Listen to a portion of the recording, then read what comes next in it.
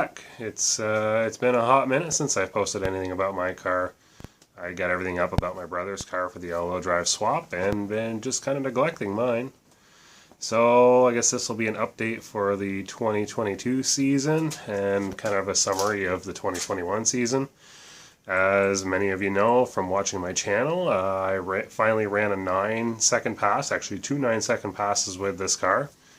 I ran a 991 at 140, I think it was, on the very first pass, and then the following day I ran a 985 at 140, and I also did a best mile an hour of 142 mile an hour on a low 10-second pass. So finally got my long-term goal achieved, but as with any car goals, you say you're going to stop in one place and, well, it just snowballs from there. So where are we going now? We're going faster. And there's certain things we need to do to make this car faster. I've been kind of pushing the safety boundaries by quite a bit. Got a couple warnings already, and if I want to go any faster than what I did last year, I really need to up the safety game on the car. And not, I would say unfortunately, because it's not unfortunately. Safety is a high priority of mine, and I know I've been pushing the limits, and I need to do something about that before I get caught. And not caught by the track, I mean caught in a bad way for my own personal safety and those around me. So this year the big news is that the car is getting a 10-point roll cage. It is going to be a full 10-point chromoly roll cage. And we're upgrading the fuel system. The car has been doing everything it's done in the past nearly 14 years on pump gas, and in the last 10 years with meth injection. But we're finally going to switch over to ethanol. Unfortunately, ethanol or E85 is not available here on the pump. So we're going to have to go with race ethanol, or canned ethanol. That's going to cost me like $130 for a 5-gallon can every time, but what are we going to do? It's going to cost, if you want to go fast, it costs money. So it is what it is. So I've already got a little bit of work done on the car. I've started to strip out a little more weight out of the car. That's one of the big things that needs to be done. If I'm going to add I think the chromoly cage weighs about 68 pounds. I want to eliminate at least 68 pounds from the car, so that basically the cage nets zero. And if I can lose weight, all the better. If I can lose more than 68 pounds off the car, that'll be even better. But I still want this to be sort of a street car. Unfortunately, with the cage going in, that's going to deter a lot from the street car aspect of it. But if I want to keep pushing this thing, it is what it is. I can't keep pushing it without putting a little more safety into this car. So we're going to maintain all glass windows, mostly full interior. Car hasn't had AC for 12 years because the AC pump died way back then, and honestly, we only use the AC up here in the north maybe 2-3 times a year, so it's really didn't need it. So I deleted it a long time ago, not for any race car weight saving stuff, but simply because the AC compressor took a dump and I just got rid of it. To hell with it. As far as the fuel system goes, last year I was really pushing the boundaries. I think on my 985 pass, the car was pushing about 108% duty cycle on the 1100cc injectors in the car, FICs that are equally about 10-12 years old. And it's time to bump up to something a little more modern. So as far as injectors go, I thought I'd try something a little different. So as far as the fuel system goes, for injectors, I'm switching over to a high impedance injector from Alpha Injection. These are their 2200cc injectors for the DSM Evo platform. Comes with the little, I'm trying to hold this up in front of the camera, little flow chart.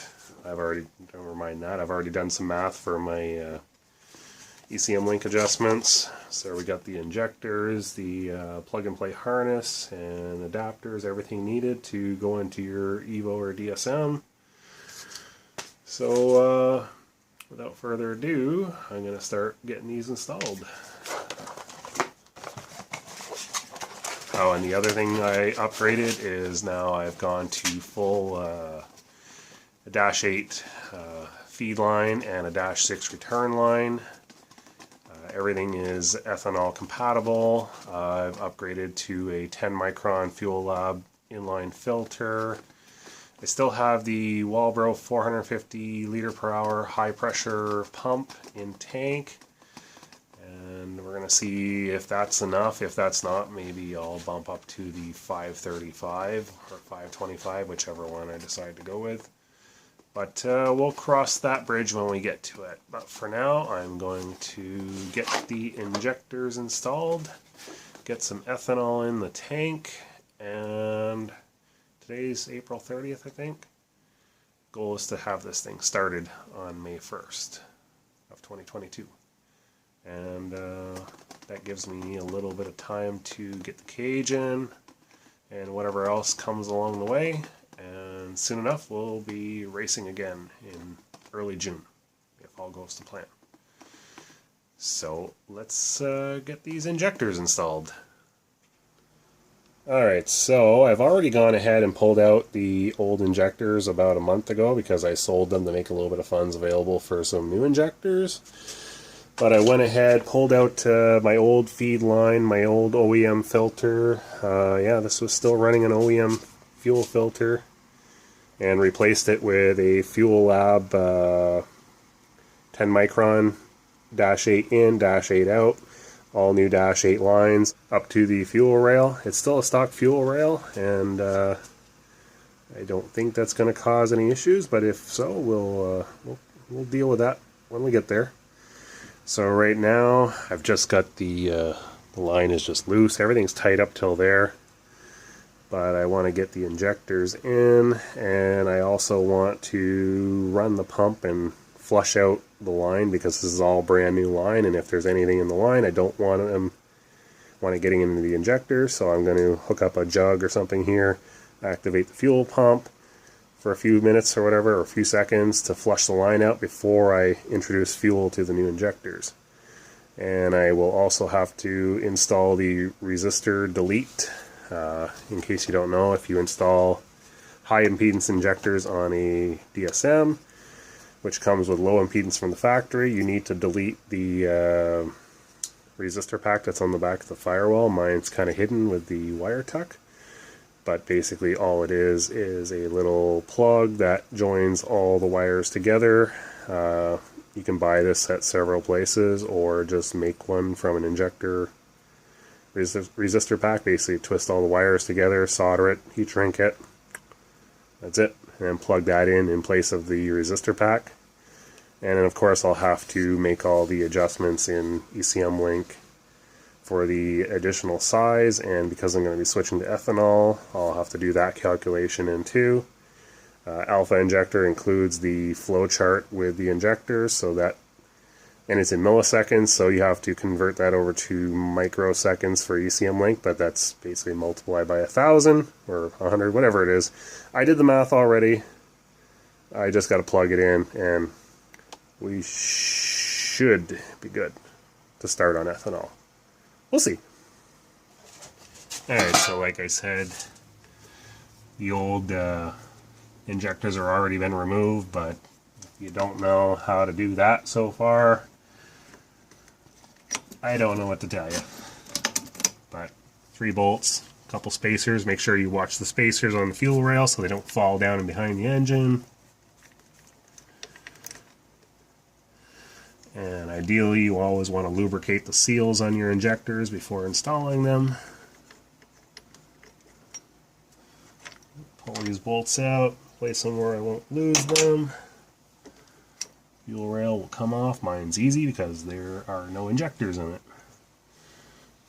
And I'm going to set this up here carefully. All my wiring is there. make sure if you're taking out your old injectors that the seals that go into the head come out, because if you try to double up your seals or rubbers, that never works out that great in many aspects of life.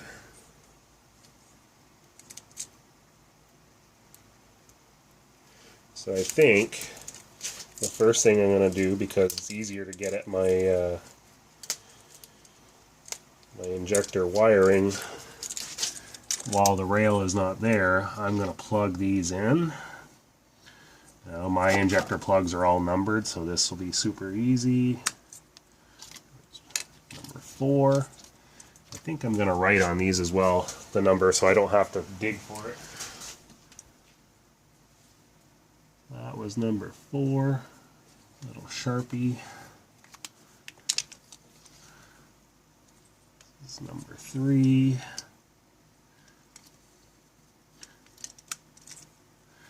Kind of, I don't know, I'm not big on adapter harnesses.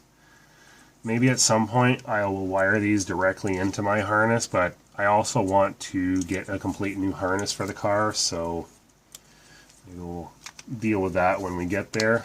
I like as little junctions as possible. For now, this will do.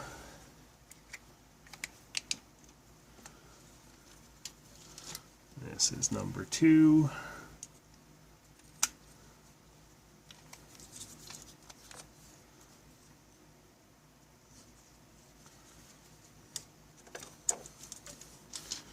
And finally, number 1.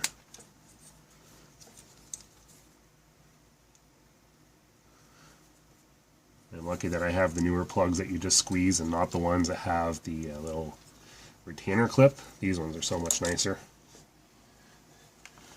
So we have our new injectors here, nicely packaged, all shrink wrap or sealed up.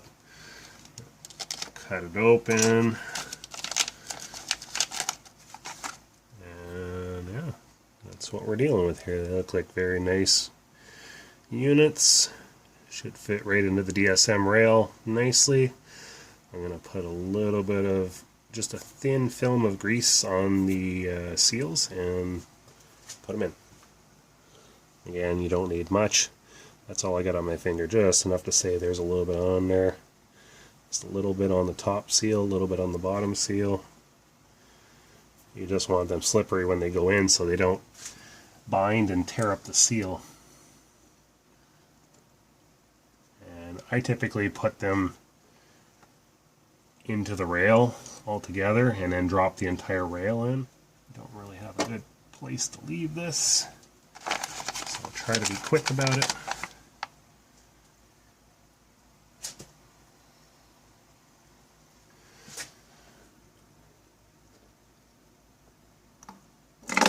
Whoops.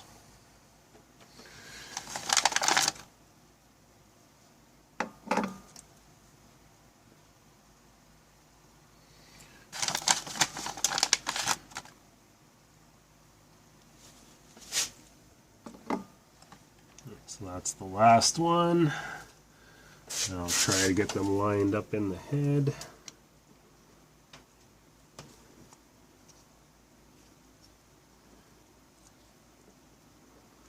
I think that's going to work.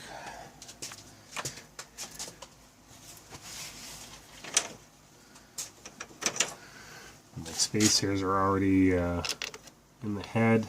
Little tip. The little plastic fuel rail spacers, I RTV them to the head. That way they don't fall out when you pull the fuel rail off or the injectors off. Because a lot of times they like to fall and then end up in the abyss somewhere, not underneath the car. Who knows? They just disappear. Alright, I'll get a ratchet, tighten the rail down.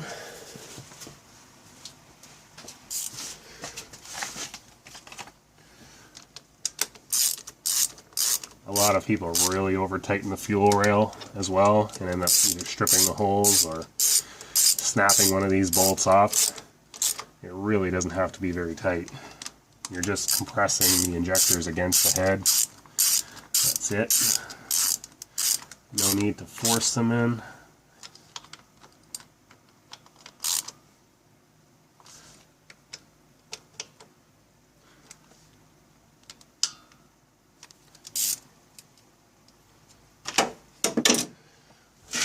So our injectors are in the holes. So now I just need to match up the plugs with the appropriate injector. So you can't really see what I'm doing, but you're just putting the plug on the right one. That's all there is to it.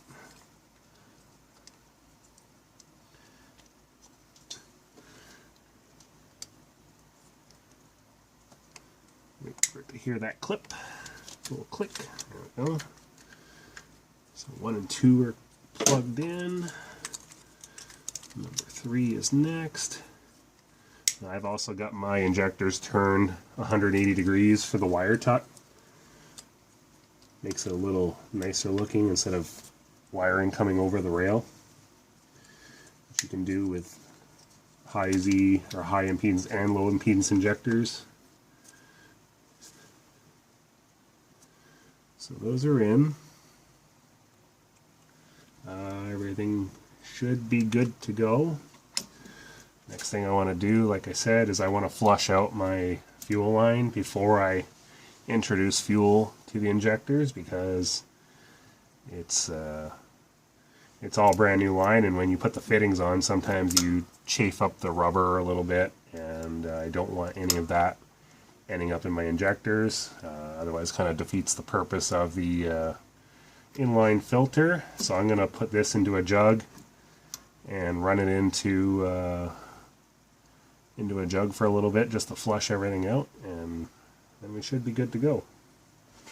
Alright, so I've got a jug here, and as soon as I flip the power on, the pump should start.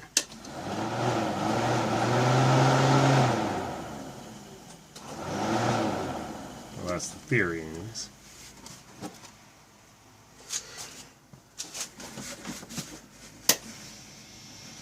Oh, I can hear the pump running. Well, that's right, it only runs for 3 seconds. So this may take a couple. Oh, I just heard fuel.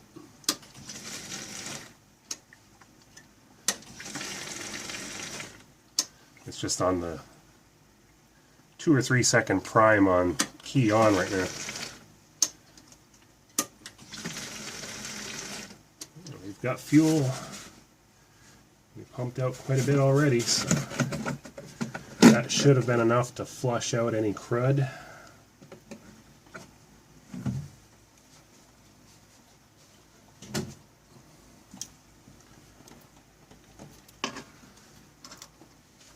I don't see any leaks so far.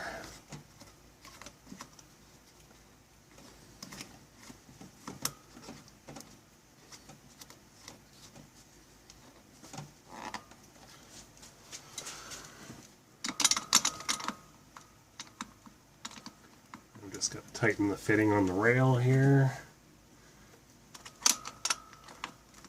If you don't have one of these aluminum and adjustable fuel wrenches, or and adjustable line wrenches I guess you'd call it, it works really great on this stuff and won't leave any marks. Feels nice and tight. You're not hitting anywhere where we could chafe the line. So in theory, if I apply power now, we should be sending fuel into the rail. I heard it.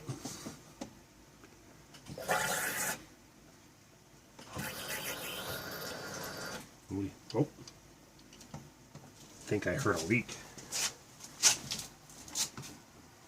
I do. Alright, we're good now. I had one little fuel leak under the car. I forgot to tighten the fitting. Completely my fault. But as you can see now, we have fuel pressure, no other leaks. So next thing will be to do is adjust the fuel settings in ECM Link, and I will do that now, and then we'll see what happens. Alright, so we're in ECM Link V3, just connected. So I'm going to go to the Config Live tab. I go to my fuel tab. So prior I had 1150 cc injectors. When everything worked out and scaled them properly, it was actually 980 cc's, and that worked out well for me. But clearly not nearly enough fuel for what I want to do. So now we have 2200 cc's from Alpha Injection. So I have the 2200s, which at, if you look at the card they give you, at 43.5 base pressure, which I'm at, are approximately 2155 cc's. So we need to, if we're on gasoline, we would throw 2155 in there and let ECM Link do the calculation. But because I've just put ethanol in the tank, a quick and rough, dirty way of doing this is we're going to take the 2200,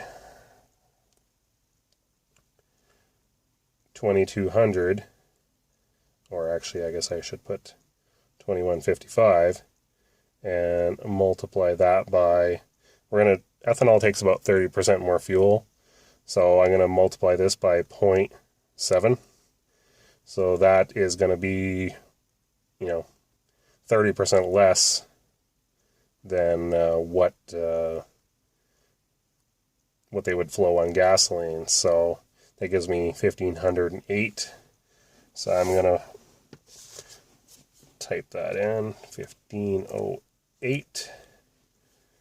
And we'll hit calculate. That should give me my rough global fuel. I'm going to use that.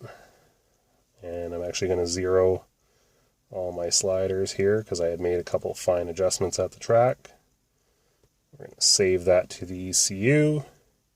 Oh, and we can't try to start it yet because I didn't put the injector delete plug in yet. Don't let me forget that. Very important. Alright, so the other important info they give you on here is all your dead times based on voltage. Now these are in milliseconds. ECM Link, if we, as you see, I leave my global dead time at 0, which is measured in microseconds, I think it is. And I will actually work in direct access to get finer adjustments. So what we want to go to is the injector battery adjustment page. And so I've already converted these units into the microseconds that ECM Link uses. So on my 7 volt, I'm going to have to change this to 1600. Hit enter. My 9 volt, oops, 9 volt should be 1235.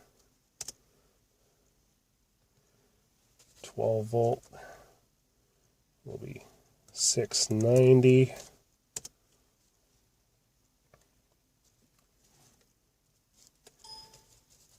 My 14 volt should be 510.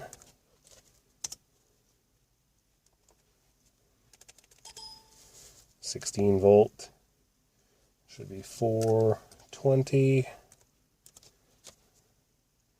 and my 19 volt should be 360. There's a couple of these numbers on here that are actually kind of guesstimated based on the chart because they don't give you a 19 volt, and I believe, yeah, they give you an 8 volt and a 10 volt, so I, kind of went in the middle between the 8 and the 10 volt for the 9 volt. Should get us close. This is not, doesn't have to be dead right on right now, so we're going to flash this to the ECU.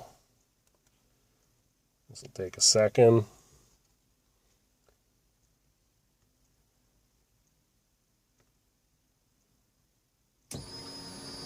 Fuel pump kicked on. ECU reset. So that is in there. So now the last thing I need to do is install that resistor delete plug, and we'll see if we can get this thing to start. Alright, so try to get you a better view. See what's going on here. Crank the steering wheel where you can see the tach maybe. In theory, it should start.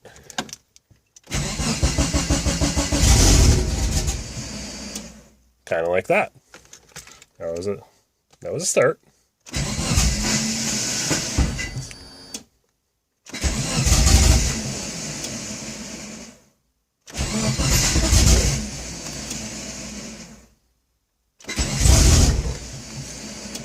being a little temperamental, but she'll go.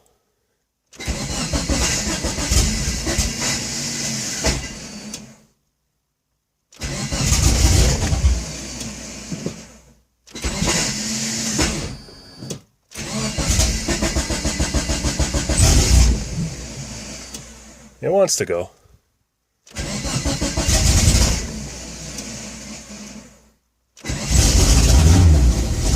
There we go. That is the first start of 2022. Oh, spoke too soon. Hey, it runs. Just a little bit of math, and we'll get a little fine tuning to do, but she runs. That's the main part.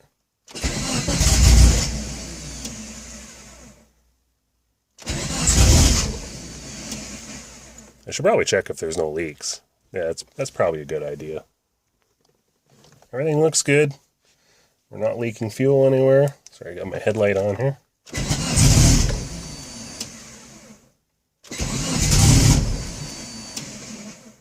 I think we're either getting a little too much fuel or not enough. We may have to play around with the settings a bit, but I think the starter's not happy either, but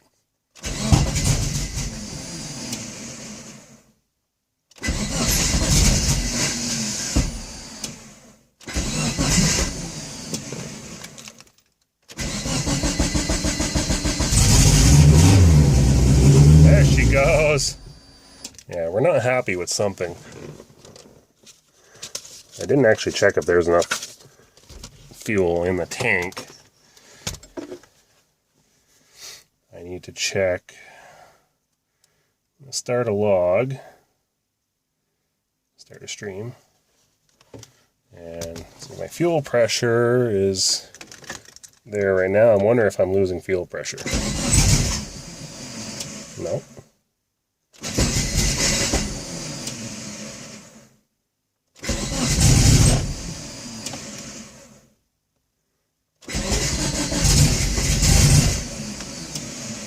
We're either getting too much or not enough fuel.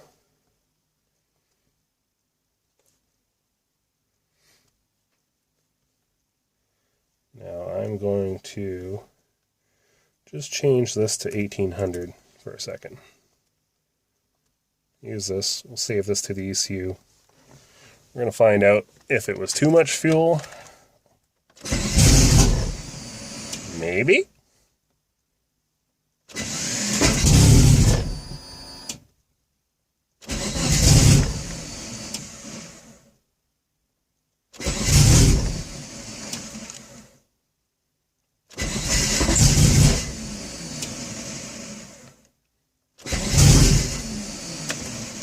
Maybe it's not enough fuel.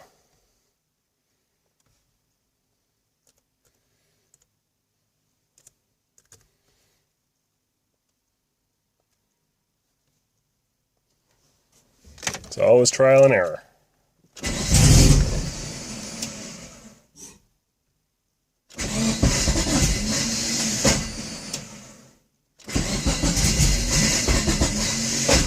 I don't think it was lacking fuel.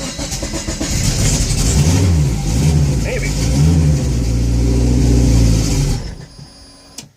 She doesn't want to stay running.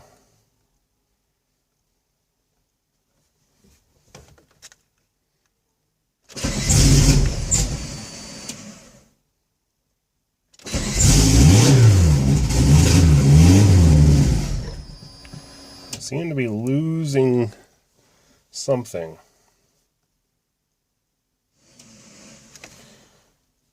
I want to say our dead times are off. I am going to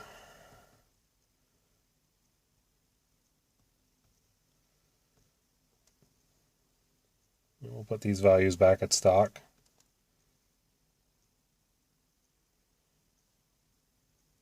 For now.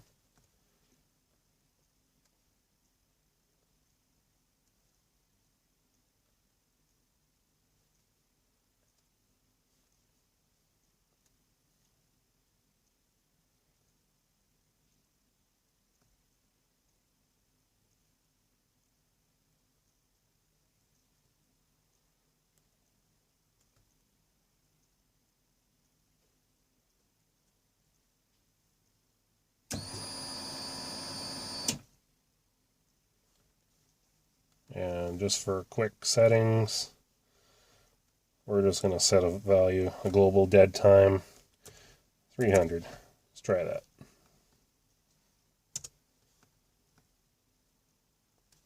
See if it likes that.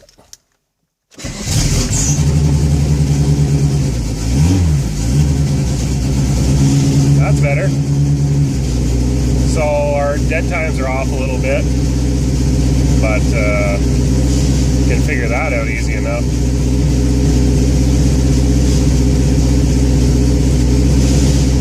Don't worry about that another day.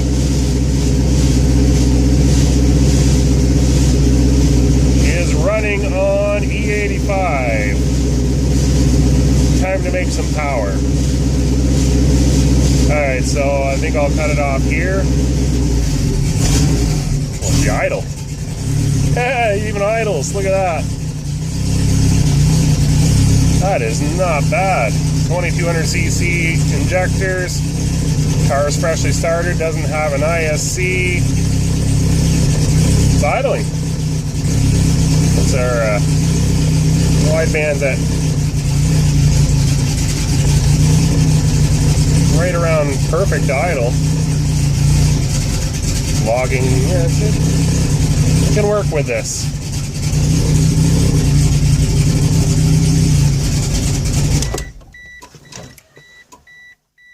That is not bad, I'll say.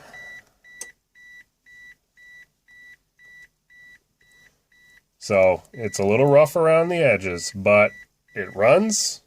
We can work with this. So, alpha injection 2200 cc's, just a couple keyboard clicks. Maybe my math is wrong on that injector card. It's probably me. But so I just threw a little down and dirty dead time in there. Started right up, as you can see. Runs perfect. It was even idling just about perfect with a cold engine. What's their coolant temp here? I remember a coolant temp. It's been a year since I've used ECM Link. Coolant temp. We're not even 100 degrees yet, and it was idling perfect. For shits and giggles, let's try starting it again.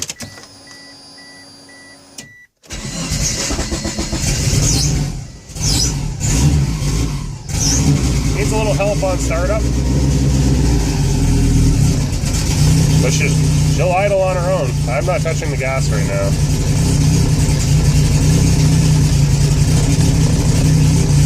Idling just over 900 RPM, nice and smooth. Not too bad.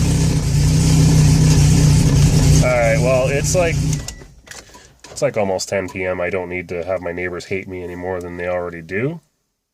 So I'm going to save this log so we have a starting point. And I think I'll cut it off here. So alpha injection 2200cc injectors, they're in. E85 is in. The start of the 2022 season. So we're going to go faster, stronger, better. What more can I say? See you on the next one.